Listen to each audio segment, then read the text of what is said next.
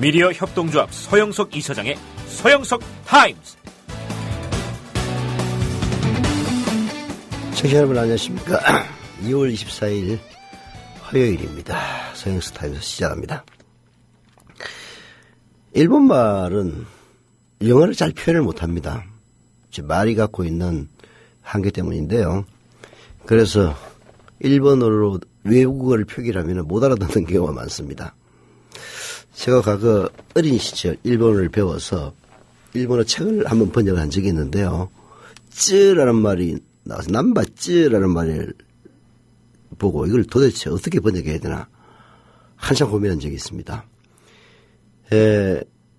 일본어는 뭐 가타카나와 히라카나로 이루어져가지고 외국어의 표기에는 가타카나를 씁니다. 그래서 외국어라는 걸 알기는 알겠는데 남바쯔 이게 뭘까 알고 보니까 남바2였습니다. 2를 제대로 표기를 못하니까 일본 사람들은 쯔라고 발음합니다. 이와 비슷한 것으로는 마코토 나루도가 있죠. 마코토 나루도 뭐냐 맥도날드입니다. 예. 제가 왜 이 얘기를 하냐면은 일본 청년들 중에서 마코토 나루도 난민이라는 말, 즉 맥도날드 난민이라는 말이 있기 때문입니다. 아시다시피 일본 중심부는 집값이 너무 비쌉니다. 임대료 아주 비쌉니다. 그래서 청년들이 이 도심에서 기거를 할 수가 없습니다. 그런데 그러려면 교회로 나가야 되는데 교회로 나갈 돈마저 없는 청년들도 있고요. 또 교회에서 출퇴근하기 아주 싫습니다. 그래서 우리 돈으로 1000엔 정도면 밤을 샐 수 있는 1000엔이면 그 만원 조금 못 미칩니다. 요즘은 뭐 엔화가 많이 떨어져 가지고요. 1000엔 정도면 밤을 샐 수 있는 PC방 간다고 합니다. 근데 PC방 하룻밤 1000엔도 사실 또 한 달로 하면 3만 엔인가? 여하튼 뭐 부담스러워서 이 맥도날드 가게를 찾는다고 합니다. 일본 맥도날드 가게 우리나라도 그럴 겁니다만은 아마 24시간 영업할 겁니다. 거기서 100엔짜리 커피 우리말로 하면 1000원 커피죠. 하나 시키면은 밤을 샐 수가 있기 때문에 거기서 밤새 휴대폰을 하든가 아니면 탁자 위에 엎드려서 잠을 자는 청년들 있다는 겁니다. 그래서 마코토 나루도 난민, 즉 맥도날드 난민이라는 이름을 붙였다는 겁니다. 일본 청년 세대들이 왜 이런 일을 겪어야만 하는가? 일본의 장기 불황 때문입니다. 일본은 장기 불황에 대처하기 위해서 지금 우리가 가고 있는 길을 그대로 갔습니다. 고용을 축소하고 그리고 시간제, 단기적 일자리를 늘렸습니다. 그러다 보니까 제대로 된 일자리 숫자가 대단히 줄어들었고 당연히 일본 청년들은 살림살이가 궁핍해질 수밖에 없었던 겁니다. 사실 뭐 일본 남의 일 아닙니다. 저희들도 지난 어디 통계에서 보니까 지금 대학을 졸업하는 대학뿐만이 아니라 요즘은 거의 대학생이니까 뭐 대학을 졸업한다고 해도 되겠죠. 여하튼 생애 첫 직장에 진입하는 젊은 세대들 4사람 중에 1명이 이 시간제 일자리나 아르바이트죠. 이걸로 인생을 시작한다는 그런 통계도 있지 않습니까? 일본 청년들 보면요 진짜 불쌍합니다. 그렇게 일자리가 축소되면서 그런 삶을 살고 있으면서 또한 사회복지 안전망에서는 철저하게 소외되어 있습니다. 그래도 노인들은 사회복지 안전망에 들어가요. 그러나 청년들을 위한 복지는 전혀 없습니다. 청년들은 야 이 인간들아 니들이 무슨 복지야. 직장 얻어가지고 벌어먹고 살아야지. 실제 우리의 일반적인 인식도 젊은 사람들이라면 좀 일을 해서 먹고 살아야지 복지에 의존한다면 그건 아니지 않나? 이런 얘기를 합니다만은 그러나 젊은이들이 생애 첫 직장을 쉽게 구할 수가 있고 그리고 그 직장의 질이 높다면은 왜 복지를 원하겠습니까? 결국 사회의 경제 성장이 정체되고 사회 전반적으로 경기가 침체되면은 젊은이든 늙은이든 할 것 없이 어려움에 처하는 사람들이 빈발하게 되고 그러한 어려움에 처한 사람들을 너희 능력 부족이다 라고 얘기하고 외면할 경우에는 사회의 발전, 뭐 사회 발전까지는 안 가더라도 경제 성장마저 기대할 수 없는 그런 현실 때문에 사실 복지가 필요하게 되는 건데요. 일본의 청년들도 복지에서는 철저하게 소외되어 있다고 합니다. 그러다 보니까 일본의 젊은 청년들은 이제 득도합니다. 그래서 희망이 없어서 행복하다라는 세대들이 나옵니다. 이른바 사토리 세대라고 하는 건데요.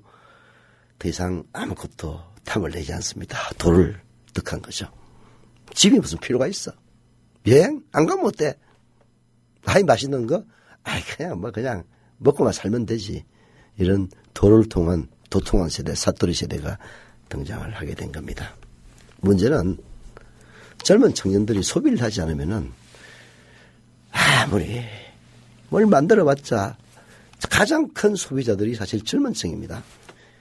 세상에 대한 호기심, 새로운 것을 써보고 싶어 하는 욕망, 이런 것들은 젊은 세대의 특징이죠. 나이 들면은, 없으면 안 쓰면 그만이지.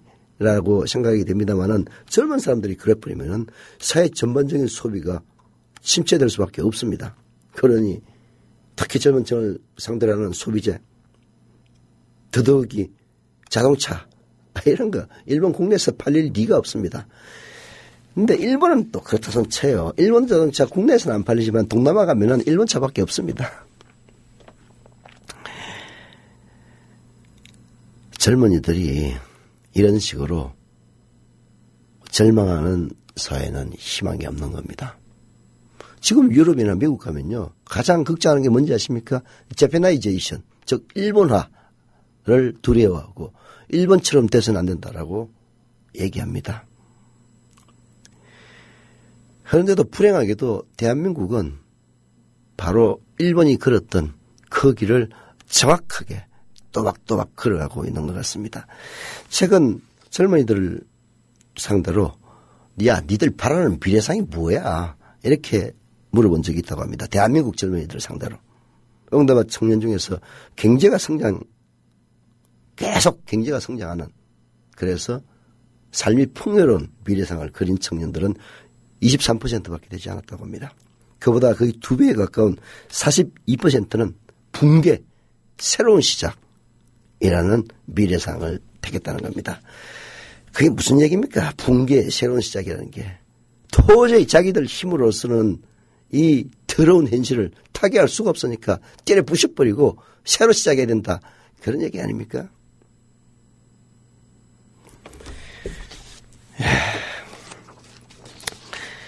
저는 이명박근혜 정권의 7년이 대한민국을 망쳐놨다고 생각합니다. 물론 그 이전 정권, 김대중 노무현 잘못한 것도 있고 잘한 것도 있겠죠. 그러나 최소한 가야 할 길을 정확하게는 갔습니다. 그러나 이명박근혜 정권이 들어선 이후에는 방향을 상실한 게 가장 큰 문제입니다. 희망이 없다고요? 없지 않습니다. 우리 사회의 문제점을 제대로 진단하고 우리 사회가 처한 위상을 제대로 분석해서 새로운 산업을 개발하고 그리고 사회의 활력을 불러일으키기 위한 대대적인 변혁을 시도하면 가능합니다. 저는 그 길의 첫 단추가 이런 정권을 끝장내는 것이라고 생각을 합니다. 가장 베스트는 지금 진보정당 정도의 그런 정당들이 집권하는 세월이 되겠지만은 거기까지는 갈 길이 멀죠. 그래서 첫 번째로는 이런 정권을 끝장내고 바꾸는 것만이 우리 사회를 변해갈 수 있는 가장 첫 단추가 아니냐 하는 그런 생각입니다. 매번 하는 이야기입니다만은 오늘 제가 즐겨 읽는 저 경제에 대해서 사실 잘 모릅니다. 근데 요즘 그 KBS 박정훈 기자의 대담한 경제를 하나하나 읽어보면서 많이 배우는데요. 오늘 우연히 읽다 보니까 제 관심을 끌어서 여러분들에게 소개를 해드리면서 그러나 박정훈 기자도 그렇게 대담하게 얘기하지는 못합니다. 이걸 고치기 위해서는 어떻게 해야 되는가? 나름대로 미시적인 해결책을 제시하는데요. 그거 다 미시적인 해결책입니다. 근본적인 해결책은 이런 정권을 끝장내는 길이라는 점 다시 한번 청취자들에게 강조하는 바입니다. 잠시 광고 듣고 서영스타임스 본격적으로 시작하겠습니다. 지상철 조합원 신청 광고입니다. 강화대교 앞에서 개념 부부가 만드는 개념 곰탕 연지연 곰탕.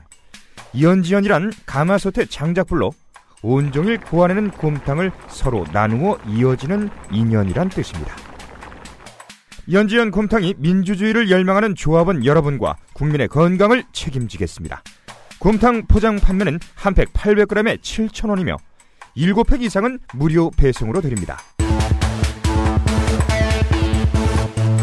연지연 곰탕은 강화대교 입구에 위치해 있습니다.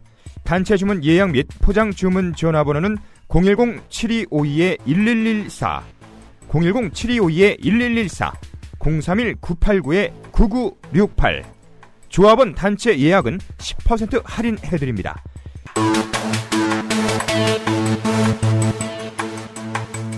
포장 판매 금액의 10%는 국민TV 후원금으로 쓰입니다. 예, 오피니언 비평 시간입니다. 자, 검찰 인사. 김효진 PD. 네, 안녕하세요. 김효진입니다. 네. 자, 검찰 인사 얘기로 오늘 시작을 해봐야겠습니다. 네. 내일, 즉 25일자로 단행되죠. 역대 최대 규모의 검찰 정기 인사. 요거 앞두고 검찰 안팎의 우려가 커지는 그런 눈치입니다. 이 현직 검사의 청와대 편법 파견 논란이 재현됐고요. 네. 죄송합니다. 청와대 민정 라인을 이 TK 출신이 독차지했기 때문입니다. 한간에 놔두는 이른바 우병우 사단의 약진도 두드러진다는 평가입니다. 우병우 청와대 민정수석 라인의 인사들이 약진했다는 얘기겠죠. 검찰총장의 권위는 물론 검찰의 정치적 독립마저 훼손됐다는 지적이 나올 수밖에 없는 상황입니다. 한국일보가 사설을 통해서 짚고 있습니다. 네. 편법 파견의 TK 독식, 이러고 검찰 중립 말하나 라는 제목입니다. 자, 이번 인사에서 최근 의원 면직된, 그러니까 사표 낸 네. 권정훈 부산지검 형사 1부장이 청와대 민정비서관으로 내정이 됐죠. 네. 이 평검사 2명도 사표를 내고 청와대로 갈 예정이라고 합니다. 네. 앞서 지난달에는 이 유일준 평택지청장이 사직 후 공직기강 비서관에 기용이 됐습니다. 검찰청법에는요, 검사가 대통령 비서실에 파견되거나 대통령 비서실의 직위를 겸임할 수 없도록 되어 있습니다. 청와대의 검찰 장악을 막기 위한 조항인데 박근혜 대통령도 이런 문제를 알기에 현직 검사의 외부기관 파견 금지를 공약한 거겠죠. 하지만 취임과 동시에 이중희 당시 인천지검 부장검사를 민정비서관에 임명하면서 약속을 저버렸습니다. 네. 현 정권 들어서 편법 파견 사례 벌써 10명째에 이릅니다. 네. 이들은 사표를 내고 청와대에 들어갔다가 근무를 마치고는 검사로 재임용됩니다. 네. 언론에서 꼼수 파견에 대한 문제를 수없이 제기했지만 청와대는 듣는 신용조차 안 한다고 한국일보는 짚고 있습니다. 이 청와대 민정 라인을 특정 지역 출신이 휘어잡았다는 비판도 곱씹어 보자고 하는군요.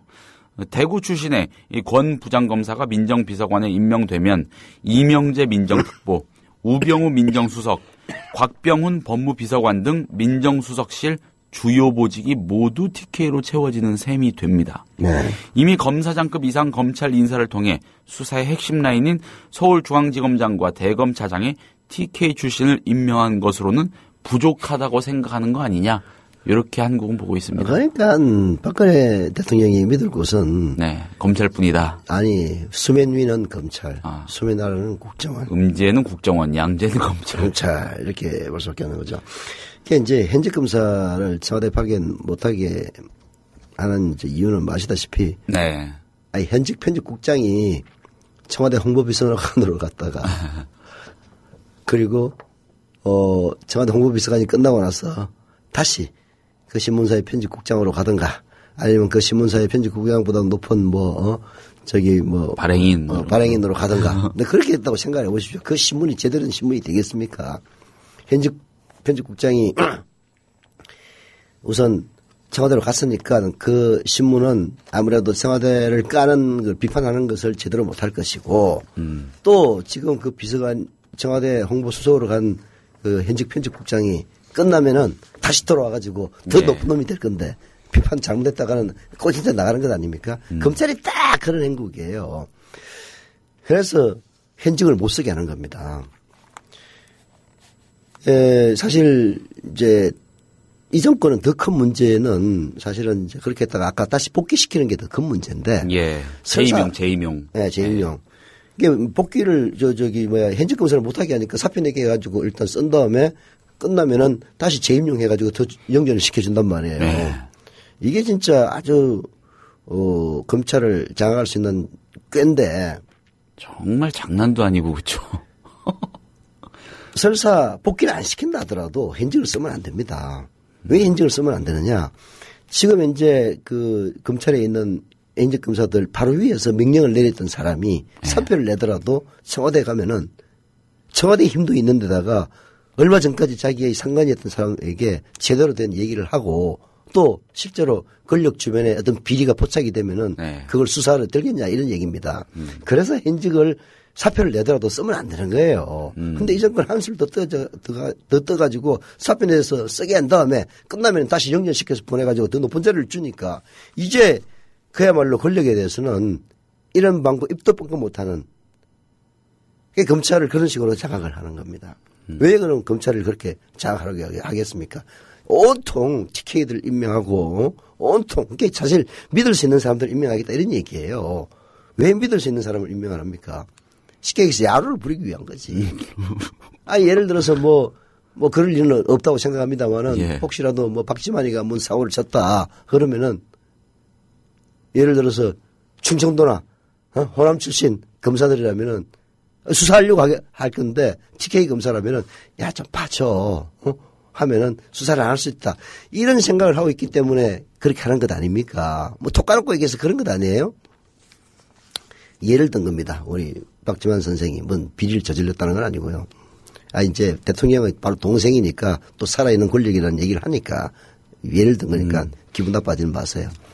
우리도 아주 남 같은 사이는 아니니까. 얼마 전에 내가 우연히 그 모교를 갔다 왔어요. 예. 중앙고등학교. 중앙고. 예. 감회가 깊더라고요. 고3 때 우리 고1로 입학했던 우리 박지만 군 때문에 내가 또 여러 가지 겪은 해프닝도 있고. 그래서 감회에 젖은 적이 있는데. 그 언덕길은 여전하죠. 여전하죠. 정문으로 향하는. 네. 근데 그 길이 완전히 바뀌어 있더라고요. 말하자면은 그때는 아주 조그마한 그야말로 학생들만 왔다 갔다 하는 그런 길이었는데 지금 관광지로 변해 있더라고요. 왜 관광지인가 했더니 중앙고등학교가 개동 1번지입니다. 그리고 그 뒤에 감사원이 있고요. 여기서 내려다보는 쪽으로 오른쪽 왼쪽이 전부 북촌 해가지고 한옥 관광지로 변해 있더라고요. 그랬었는데 여하튼 예를 든 것에 불과하니까 말이 길어졌습니다만 여하튼 검찰 그렇게 하면 안 되는 겁니다. 근데 그렇게 하면 안 되는데 왜 그렇게 하겠어요? 이 정권을 유지하기 위해서는 검찰을 장악하지 않고서는 불가능하다고 판단했기 때문에 이런 무리를 한 것 아닙니까? 참 불행한 겁니다. 집권이 2년 아직 반환점도 돌지 못한 상태에서 검찰을 이런 식으로까지 장악하지 않고서는 권력의 안녕을 유지할 수 없다는 게 얼마나 비극입니까? 한겨레 사설을 좀 보겠습니다. 네.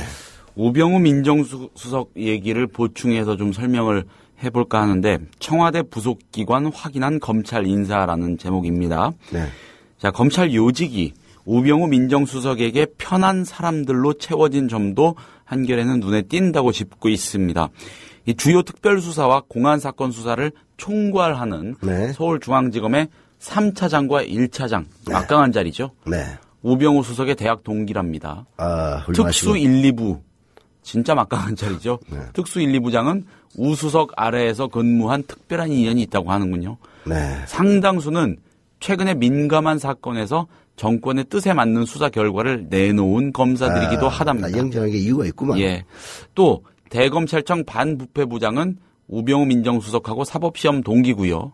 대검 차장, 서울중앙지검장은 대구 경북 고향 선배들입니다. 민정수석실 역시 대구 경북 TK 출신 일색인데 자, 대신 우 수석의 2, 3년 선배들은 때 아니게 여럿이 사표를 내거나 지방으로 발령이 났다고 합니다.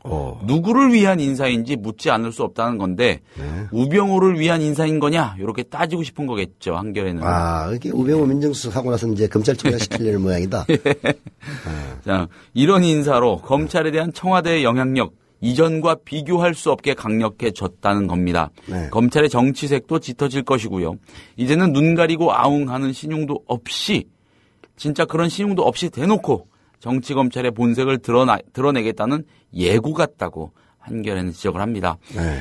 저 자신이나 정치적 목적을 위해 검찰을 이용하거나 검찰의 부당한 영향력을 행사한 일이 결코 없을 것임을 엄숙히 약속드리겠다던 2012년 12월 박근혜 대통령의 말은 온데간데 없게 됐고요.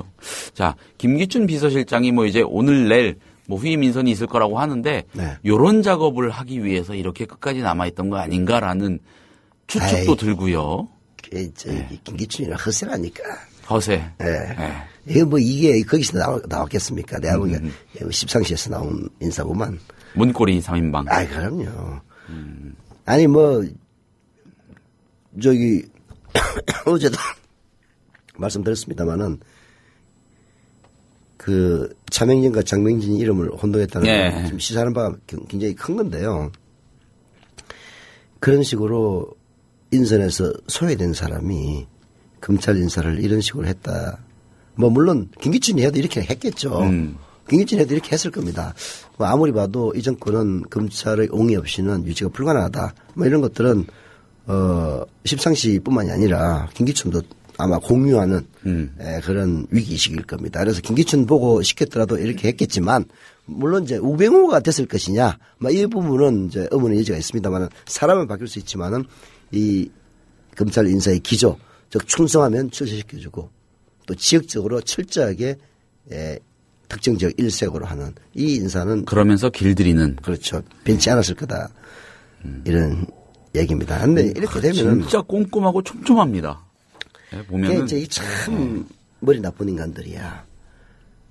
예, 모든 게 민주주의 사회라는 것은 불만의 숨통을 트여줘야 되는 거거든요. 네. 그래서 비난이나 비판을 두려워해서는 안 됩니다. 아이, 그럼 뭐 씹으면은 씹나보다 이렇게 살아야 이게 건강한 민주주의거든요. 예. 물론 이제 씹는 인간들 중에서 아주 악독한 인간들 있긴 있는데 그건 뭐 지가 알아서 업보를 받을 거니까 일단 냅두고. 이게 불만의 통로를 열어주는 거 이게 사실은 그 사회를 붕괴되지 않고 이끌어나가는 좋은 게 아니라 뭐 역사가 가르치는 방책이죠. 일종의 불만의 아웃풋 장치가 필요하다. 그렇죠. 그런데 그렇게 이렇게 촘촘하게 권력의 칼을 들고 두더지 잡기 하듯이 나오면 대가리 콩콩 쳐버리면은 어떻게 되느냐. 아까 내가 오프닝에서 얘기했다시피 붕괴 새로운 시작이 되는 겁니다. 박정희 대통령이 그래서 붕괴된 거예요. 뭐 새로운 시작은 전두환이가 말아먹었습니다만은 여하튼 한 10년 지나가지고 87년 민주화운동으로 결국은 새로운 시작이 되지 않았습니까? 그걸 모르는 거야. 이게 그래서 비극으로 간다고 지금 대한민국의 식자들은 모두가 다 걱정하고 있어요. 박근혜 대통령 저러다가 진짜 비극으로 끝나는데. 근데 정확하게 지금 그 길을 가고 있는 겁니다. 진짜 자, 꼼꼼하고 촘촘하고 어떻게 이렇게 중요한 보직들 싹 장악을 했는지 모르겠지만 우연이겠죠. 아니 뭐 우연이시겠지. 우리 박근혜 대통령이 그럴 리가 있나. 예. 다음 이슈로 한번 가보겠습니다. 네. 자, 한국석유공사가 2009년 10월에 이 캐나다 하베스트사를 인수하는 과정에 이른바 자원 외교의 정수로 꼽히는 그런 과정이었죠. 최경환 경제부총리 겸 기획재정부 장관이 개입한 단서가 또 나왔습니다. 한겨레가 정의당 김재남 의원으로부터 받아서 오늘 보도한 감사원의 석유공사 감사 자료를 보면 석유공사가 하베스트 인수를 결정할 당시 강영원 사장은 지식경제부 장관에게 보고하고 지시를 받았다고 수차례 증언한 것으로 돼 있습니다. 당시 강영원 사장이 보고했다는 지식경제부 장관 누굽니까? 최경환 부총리입니다. 그런데 최경환 부총리는 지금까지 하베스트 인수와 관련해 구체적인 보고나 지시를 주고받은 적이 없다고 밝혀왔죠. 감사원 감사 결과와 배치되는 주장입니다. 자원개발 국정조사를 벌이고 있는 국회 특위가 최경환 부총리를 불러서 따져야 할 그런 대목이라는 겁니다. 대질신문을 해야 되겠네. 예, 한겨레 사설 보겠습니다. 하베스트 의혹 최 부총리 증언 불가피하다. 석유공사의 하베스트 인수는 자원 공기업을 통틀어 역대 최대 투자임이에요. 네. 이명박 정부 자원사업의 대표적 실패 사례로 꼽히죠. 네. 이 애초 하베스트의 상류 사업만 인수하려다 부실 자회사가 운영하던 하류 사업까지 떠안는 바람에 막대한 손실이 발생한 겁니다. 네. 이 4조 5천억 원 정도나 투자했는데 이미 확정된 손실만 1조 5천억 원을 넘었고요. 추가적인 손실도 불가피할 것으로 추정이 되고 있는 그런 실정이죠. 100% 정부 출자 기업인 석유공사의 손실, 고스란히 국민의 세금 부담으로 돌아옵니다. 이처럼 어처구니 없는 사태가 벌어졌는데도 정부는 석유공사 경영진에게 모든 책임을 떠넘기고 있는 겁니다. 최경환 부총리는 지난해 국회 국감에서 하베스트 투자와 관련해 석유공사 사장과 대화조차 나눈 적이 없다는 식으로 발뺌을 했다가 나중에 다른 증언과 정황 증거들이 나오자 5에서 10분 정도 보고를 받은 기억은 있다. 이렇게 말 바꿨죠. 그러고서도 책임질 일 없다는 태도를 굽히지 않고 있는 겁니다. 주무부처 장관으로서 지도 감독 부실에 대한 책임조차 부인할 정도죠. 저는 이 얘기 들으면서 어처구니가 없던 게 대화조차 나눈 적 없다는 게 사실이라면 그건 자랑입니까? 문제에 대해서는 이런 방법, 입도 뻥끗 안 하고 그냥 정권 교체하라. 그리고 오히려 정권 교체는 뭐 주역은 정당이 하지만은 네. 그 바탕이 되는 것은 국민들입니다. 그렇잖아요. 아무리 어쩌고 저쩌고 해도 사람들이 문재인이 찍어야 되겠어. 경제민주하고 복지하려면 박근혜를 찍어야지. 라고 생각한다면은 만사휴이 아닙니까? 예. 그렇잖아요. 저는 오히려 유권자 쪽을 바라보고 있는 편이죠. 그래서 속지 마라. 야, 잠 쏘았으면 됐잖아. 이명박이가 대통령이 되면은 무슨 다 부자 만들어준다고 뭐 드라마도 하고 뭐 그래가지고 한번 쏘아봤는데 그건 아니었어. 근데 박근혜는 박정희 딸이고, 봐라, 얘기하는 거 봐라. 경제민주하다고, 복지도 하고, 노인들한테 20만원씩 주고, 젊은 놈들은 뭐, 등록금도 반값으로 해주고, 새누리당이 지금 대선 때 공약했던 것만 다시 실현해도 대한민국 이렇게 망가지진 않았을 겁니다. 해준다는데. 그럼 문재인도 한다는데. 사실 공약 면에서는요. 예. 박근혜가 더 파격적이었습니다. 그리고 표현이 항상 모든 노인들에게 20만원을 드리겠습니다. 그래서 메시지가 굉장히 자극적이고 섹시했죠. 문재인 대표가 네. 무슨 돈으로 주려고 하는데요? 지역 경제를 양성화하고 뭐 그래가지고 그때 나온 얘기 아닙니까? 예. 뭐 하여튼 어쩌고 저쩌고 해가지고 휴일에 사겠습니다. 아나똥이다 이제. 그래서 그런 박근혜에게 속지 말자. 이제 뭐 이번엔 또 누구 김무성이를 내셔서 사기 싫는지 모르겠는데 네. 그래서는 안 된다. 이런 저는 이제 유권자들에게 호소하는 편이고 대부분의 한 자리 하는 그런 사람들은 유권자들보다는 오히려 정치 지도자에게 포커스를 맞춥니다. 문재인 이렇게 해야 된다 저렇게 해야 된다. 뭐 그렇게 하다가 나중에 한 자리 주시나? 뭐 이 양반이 그런다는 얘기는 아니고 이 양반 누군지 잘 몰라요. 네. 여하튼 이제 평론가들이 이 범해야 될 이제 하지 말아야 될 금기랄까? 그런 것들은 참 그런 거라고 봐요. 과거에 김두 중앙일보에 노무현 대통령을 그렇게 저주하는 칼럼을 실었답니다. 나 안 봐가지고 모르겠는데. 그러더니 결국은 이명박이 떠가지고 뭐 홍보수석비서관 하고 그랬잖아요. 그래서는 안 된다는 얘기입니다. 나는 김두가 노무현 대통령 비판하는 거 전혀 반대하지 않아요. 언론인으로서 당연히 해야 될 일입니다. 뭐 시각이 잘못될 수는 있는데 그러나 그 대가로 어딜 가서는 안 된다는 얘기죠. 박원순 시장 얘기가 이 칼럼에 등장을 하는데 공교롭게도 박원순 서울시장이 오늘자 서울신문과의 인터뷰에서 이런저런 얘기를 했더라고요. 그래서 또 몇 마디 골라봤는데 네. 저는 대권 지지율이 떨어지는 것이 목표입니다. 행정만, 서울만, 민생만 잘 챙기려고 합니다. 좋은 말씀인데 약간 좀 간질간질하네요. 자, 제가 턱없이 대선 주자로 나서고 그러는 걸 좋아하겠습니까?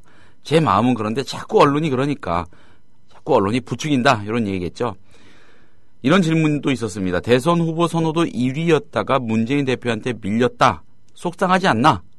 이런 질문에는 오히려 좋다. 저에 대한 관심이 멀어져야 시정에 올인할 수 있다. 정말 착한 대답입니다. 박원순은 착하게 나가야 성공합니다. 문재인 대표가 대선 후보가 되면 적극 지지할 생각이 있으신가요? 그랬더니 그럼요.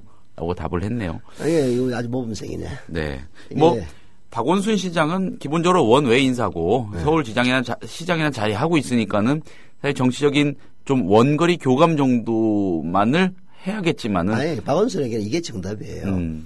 이게 박원순 서울시장이 한때 대선 후보 1위를 했던 이유가 뭡니까? 정치를 잘해서 그런 게 아니에요.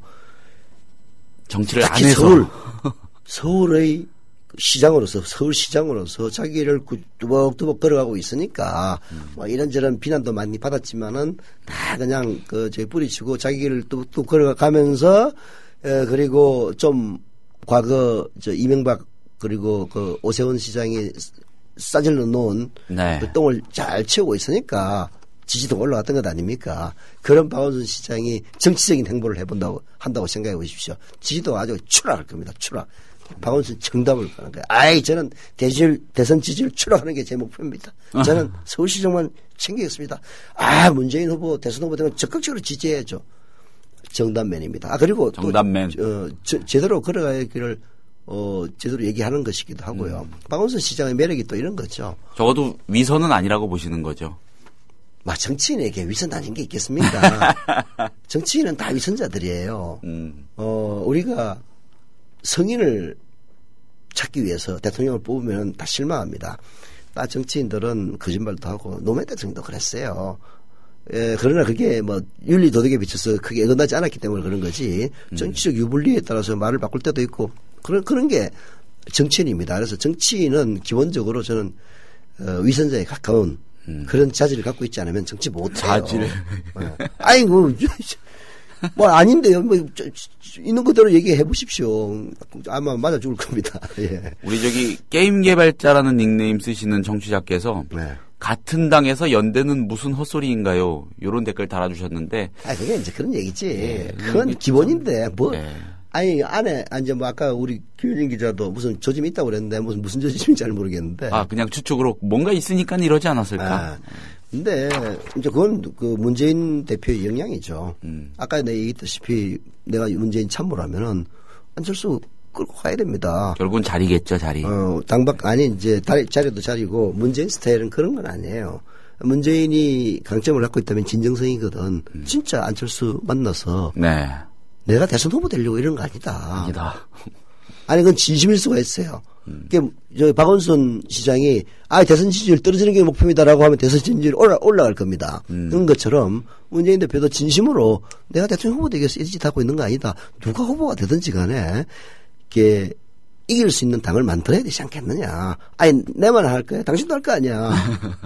그건 안철수에게 맞는 얘기거든요. 또 옛날에 박정희가 김영삼 불러가지고 했다는 얘기, 전설이긴 합니다만은. 나중에 이 자리에 앉아보면 알겠지만. 임자가 다음 주인이야, 얘기했던 것처럼, 임자가 주인은 되긴 됐지. 박정희가 원해서는 아니지만은, 3당 야합을 통해서 하긴 했지만, 여하튼, 아닌 말로 문재인, 이번에 내가 한번 해보고, 내가 대통령 되면 하겠지만, 다음 당신이야.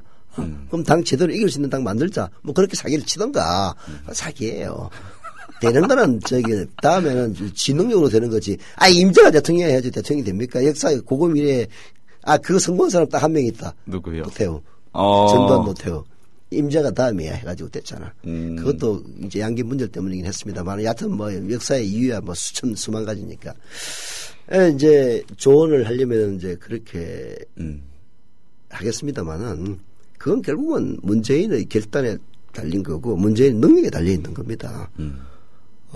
안철수 의원이 그런 것들은 다 물밑에서 일어난 일 아니에요? 네. 그게 우리는 알 수가 없다고. 어느 날 갑자기 돌아서서 밖에 나가지고, 문재인 이제 안 되겠더라. 라고 떠든다면, 문재인의 역량이 미숙한 거예요. 분명히 이유가 있는 거거든. 아무 이유 없이 남을 비난하지 않습니다, 정치인들은. 여하튼, 소외를 받았거나. 김영환하고 조경태가 문재인 씹는다고 그러는데, 그게 다 이유가 있어요. 뭔지는 나도 모르겠어. 안 만나보고 싶은데 왜 씹니? 김영환 선생은 내가 옛날에 치과의사 해가지고 초선의원 됐을 때 그때만 해도 김영환 상당히 기대주였지. 모든 정치인은 초선일 땐 다 기대줍니다. 그때는 만나본 적이 있는데 그 이후로는 전혀 만난 적이 없는데 씹는 건 다 이유가 있는 것이고 여하튼 그런 것들을 제대로 안고 가는 것이 정치인의 역량인데 문재인에게 그 역량을 발휘할 수 있을지는 이제 해봐야 하는 거죠. 내가 보기에는 안철수 의원은 그런 역량을 발휘를 못했어요. 안철수 의원은 공동대표였던 것이 오히려 독이었던 것 같아. 공동대표를 하면은 김한길한테 말릴 수밖에 없는 것이, 정치를 하다 수십 년 했던 김한길한테 안철수 의원이 되겠어요. 그래서 세 사람이 연대하는 거는 너무나 당연한 거고요. 그러나 또 거꾸로 따지고 보면은 경쟁하는 것도 방법입니다. 그러면 이명박하고 박근혜가 연대해가지고 대통령이 됐습니까? 서로 왼수처럼 싸웠죠. 그러네요. 그렇잖아요. 그래도 2명 다 했죠. 넘어갑시다. 네. PD브리핑으로 넘어가기 전에 잠깐 전화말. 예. 네. 지금 여러분께서는 관록의 정치기자 서영석 미디어 협동조합 이사장이 진행하는 서영석 타임즈와 함께하고 계십니다. 자, PD브리핑 넘어갑니다. 오늘 주제는 뭡니까, 김혜준 PD? 네, 오늘 PD브리핑의 키워드는 사드와 한반도입니다. 사드. 예. 무슨 전면백 이런 것 같네. 네. 자, 미국의 이 고고도 미사일 방어 시스템, 즉 사드를 우리나라에, 정확하게는 주한미군에 배치하는 문제, 요게 부지불식간의 이슈로 떠오른 그런 모습입니다. 정확하게 말하자면은 사드를 우리나라에 배치해야 한다는 쪽으로 최근 보수 언론이 물밑에서 꾸준히 여론몰이하고 있죠. 신문 펼쳐보시면은 확연히 드러납니다. 금방 확인하실 수 있을 겁니다. 급기야 이 중앙일보는요. 오늘자 일면 톱기사 헤드라인을 사드 한반도 배치 찬성 56%, 반대 33%라고 뽑았습니다. 자사조사연구팀이 조사를 해봤더니 응답자의 과반이 사드 한반도 배치에 찬성했다 이런 겁니다. 글쎄요, 이게 과연 여론에 의지할 문제인지 모르겠고요. 이런 전문적인 이슈를 국민 몇 프로가 찬성한다는 식으로 몰아가는 거는 굉장히 위험하다는 생각이 일단 듭니다. 사드라는 거 다시 한번 설명을 해드리자면 고고도 미사일 방어 체계를 의미하죠. 이 비행 최종 단계에 돌입한 적의 미사일을 아주 높은 고도에서 요격하는 미국의 미사일 요격 시스템인데 이 체계에 우리나라도 들어오라는 겁니다. 이 얘기는 사실상 중국과의 대결 구도 한 축을 우리나라가 맡아달라는 거죠. 이 명나라하고 청나라 권력 교체기 때와 같은 일종의 선택지를 받아든 셈입니다. 우리가 사드 한반도 배치에 찬성하면 중국과의 관계는 불보듯이 뻔합니다. 자, 사드는요, 한 세트에 무려 11조 원이나 들어간다고 합니다. 올해 국방 예산이 37조 5천억 원이니까 전체 국방 예산의 30%에 가까운 액수입니다. 사드 배치는 사실 참여정부 때 미국이 처음 요구했다고 알려져 있죠. 당시 정부는, 그러니까 노무현 대통령은 대략 3가지 이유로 반대했다는 게 현재까지 알려진 내용입니다. 그 3가지 이유는 간명합니다. 첫째, 사드가 한중 관계를 해칠 수 있다는 것. 둘째, 돈이 너무 많이 든다는 것. 셋째, 그런데 성능조차 확실하지 않다는 거죠. 이명박 정부 역시 참여정부의 이 같은 뜻을 어느 정도 존중을 해서 임기 중에 사드 배치 논란은 크게 일지 않았다고 하고요. 자, 그런데 박근혜 정부로 넘어오면서 이 미국이 사드 문제를 다시 꺼내들기 시작했습니다. 전문가들의 분석은 대략 이렇습니다. 미국과 중국의 군사력 격차는 해가 갈수록 좁아지는데, 그러니까 중국이 미국을 발빠르게 쫓아가고 있는데 미국의 국방 예산은 내부 사정으로 계속 줄어들 수밖에 없는 상황에서 미국이 북한 핵과 미사일을 구실 삼아 우리 돈으로, 대한민국 돈으로 사드를 개발, 배치하고요.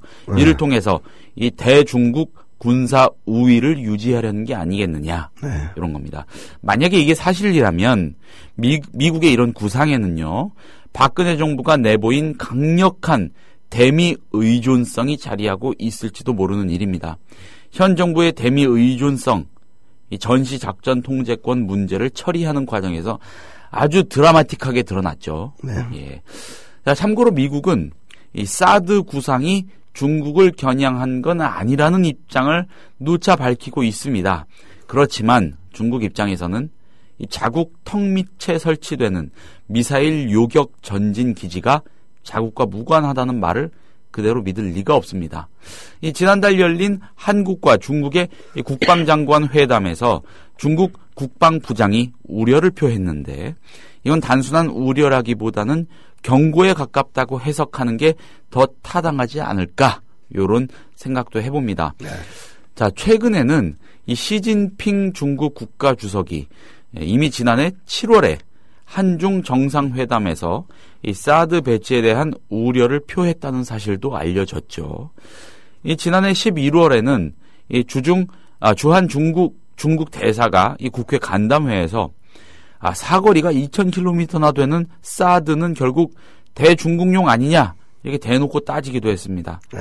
미국이 이런 점을 의식한 듯이 이 레이더 감지 반경을 조금 줄이는 방안을 내놓았지만은 글쎄요, 중국의 근본적인 불안을 달래기에는 부족해 보입니다.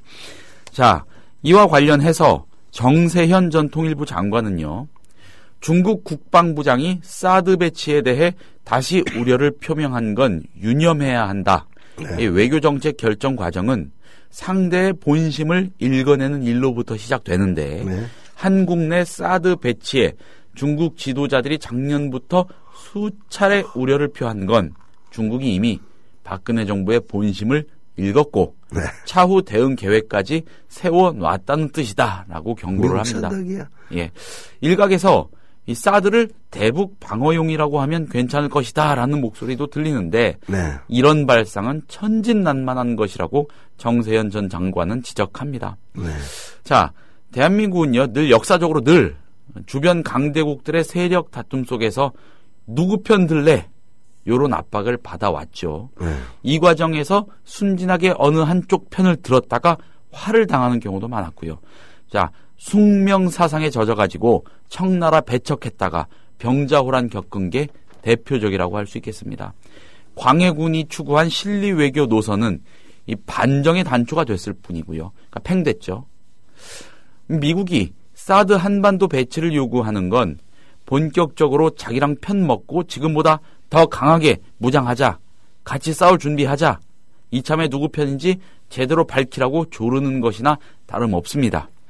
여기에서 덥석 어느 한쪽 손을 들어주는 일이 현명한 것인지는 상식선에서도 판단을 할 수가 있겠죠. 자, 보수 진영이 그토록 못마땅하게 여겼던 참여정부의 동북아 균형자론은 사실 역사라는 증거 위에 세운 굉장히 상식적인 철학이었습니다. 어느 쪽이 정답이다라고 규정하긴 어렵겠죠. 다만 현 정부의 방향이 동북아 균형자론과 같은 철학적이고도 역사적인 준거틀에 의거해서 설정된 것인지 궁금하고 불안할 따름입니다. 오늘 PD 브리핑은 여기까지입니다. 불안하긴. 예.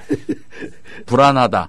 좀 이렇게 PD 브리핑 마치면서 기름칠을 좀 하는. 아니, 뭐 사드 한다고 해서 국민들 불안을 하겠어. 근데 이제 그 미국 주장은 일단 옳지 않죠. 아니, 지들은 쿠바의 미사일 기지 후르시초프인가 뭐 세운다고 그랬더니 온갖 난리를 떨어가지고 뭐 세계대전도 불사하겠다고 해놓고 지들 코앞에 미사일 기지는 안 되고 그러면 중국 코앞에 미사일 기지는 된다는 얘기가 뭐야 도대체. 한반도에 대한민국 땅에. 아니 뭐 그때 쿠바가 저기 소련의 위성 국가 아니었습니까 대표적인. 그것처럼 뭐 중국 입장에서는 만약 한다면은 저 미국 위성 국가라고 생각하겠지. 우리나라 지도층 중에서도 일각에서는 미국의 52번째 주가 돼야 된다는 미친놈들도 있잖아. 근데 여튼 뭐 그런 미국의 그 농간에 놀아가는 정권, 박근혜 정권이니까 가능하다고 저는 봐요. 전시작전 통역도 아까 얘기 잘 하셨는데. 이거 뭐 연기를 거듭하면서 결국은 아니 우리 전시작전 통역권을 제발 좀 갖고 계세요. 우리 능력이 아직 안 돼요. 그래서 질질 짜니까 미국에서는 그래 이 새끼들 봐라. 야 무기 좀 사 임마. 그리고 사드도 해. 그래야 우리가 갖고 있을게. 이 뭐 세상에 이런 자기의 가장 중요한 보물을 남한테 맡기면서 그리고 또 돈까지 갖다 바친다 이 얘기 아닙니까? 사실은 납득이 됩니까? 우리 국방비 37조라고 그랬는데요. 북한에 비해서 100배입니다. 100배. 이거는 친미냐 반미냐, 미국을 혈맹, 동맹으로 인정하느냐 안 하느냐 뭐 그런 문제가 아닌 거잖아요. 그렇죠? 개새끼냐 인간이냐의 문제인 거예요. 걔들이 싫어하겠다. 쥐새끼냐. 네? 그런 문제인 거죠.